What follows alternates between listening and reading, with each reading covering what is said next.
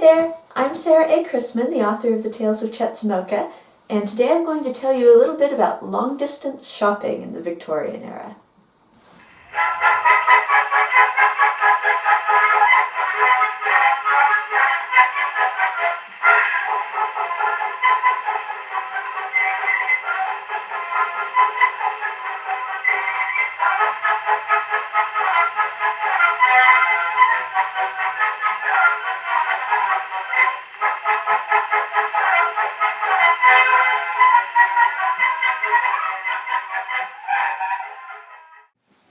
At the beginning of my book, First Wheel in Town, Doc gets a very large and bulky package which turns out to contain the first bicycle anyone in the town of Chetzemoka has ever seen.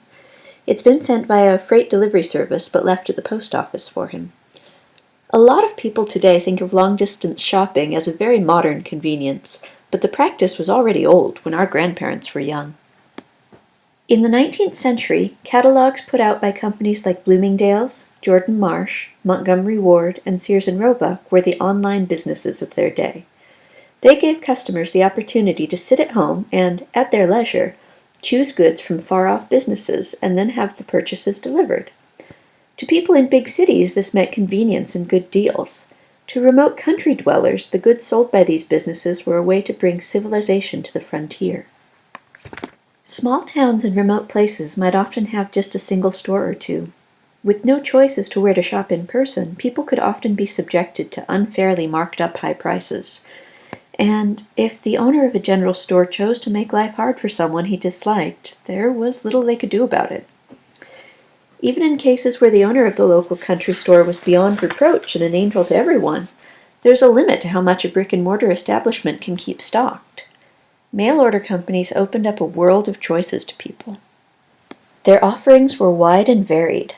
Mail-order clothing included everything from high-fashion hats to rubber rain shoes, rough workwear in general sizes to custom-made suits and wedding dresses for which you just had to send your measurements and payment through the mail.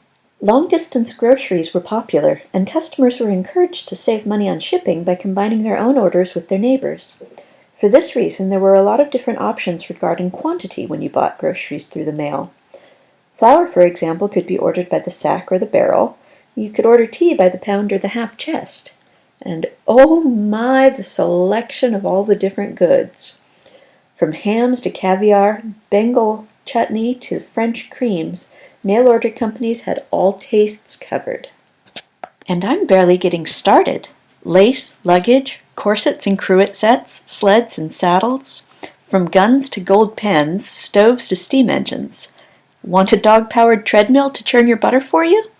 How about an upright piano or a full set of bedroom furniture? You could have ordered all of these from the Sears and Roebuck catalog at the end of the 19th century. In 1895, Sears and Roebuck started selling building materials, and later, in the early 20th century, you could even buy a whole house by sending your order through the mail.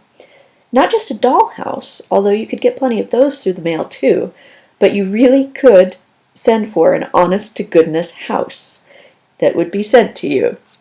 It would require some assembly once it got there. Similar to today, when a shipped order might come through the government mails, FedEx, UPS, or other carriers, in the late Victorian era there were a number of different delivery options. The U.S. postal system would deliver packages weighing up to 4 pounds. Bigger items would go via a freight company.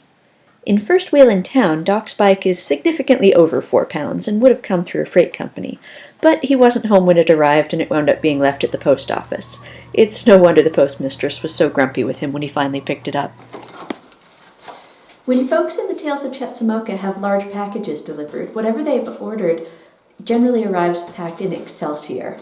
And this is Excelsior. It is softwood shavings that were very common as packing material in the late 19th century. In fact, there is a great Good Housekeeping article where the author says offhand that, of course, any housewife will have more Excelsior around than she knows what to do with. It was just a ubiquitous packing material at the time. And it's still used. So you may have seen wine packed in this. Other things get packed in it too. And I recently got this very box with something rather exciting packed in it, which you'll get to see if you hang on till the end of the video.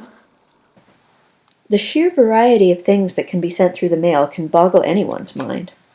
Bees and other insects were the first live animals to be delivered by U.S. mail, and in the early 20th century there were even cases of people sending their own human children through the mail. It was mostly to visit their grandparents, and in those particular cases the postal carrier was usually another relative letting the child come along on his route with him, so the parents weren't too worried about their parcel getting lost in the mail. The U.S. Post Office has been shipping parcels over 4 pounds since 1913, and of course there are still other freight options available for anything you care to ship. If you'd like to follow Doc's example and get a bike delivered to you, you should check out my husband Gabriel's hand-built bicycle business, Victorian Cycles. On the lighter end of things, last week we got a package in the mail that weighed significantly less than 4 pounds, but we're very excited about it. Do you want to see what it is? Look at them!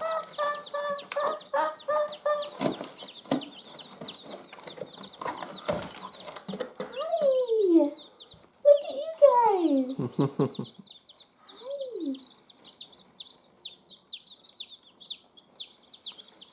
Look at you! Hi! The idea of ordering live animals through the mail has long been a point of fascination to me. When I did some research into it, I learned that newly hatched chickens are especially well suited to traveling because of the way they develop. When chicks hatch, their tummies still contain the yolk sac from when they were developing inside their egg, and that's what nourishes them for the first 24 hours of life. You might say they're born with their traveling food packed and ready to go. When our mailman delivered these little guys, he looked happier than I've seen a mail carrier in quite some time. They were chirping merrily away, and he told me happily that he had seat-belted them in to keep them safe.